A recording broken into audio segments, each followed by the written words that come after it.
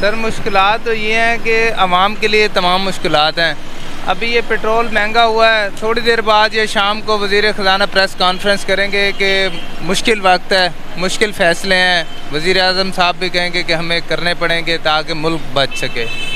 तो मैं इन सब पे सिर्फ इतना कहूँगा कि एक दफ़ा जंगल में कहत पड़ गया तो शेर ने बुलाया बकरी को कि मुश्किल हालात हैं, मुल्क में मुश्किल वक्त है, जंगल में मुश्किल टाइम है, तो तुम्हें कुर्बानी देनी पड़ेगी।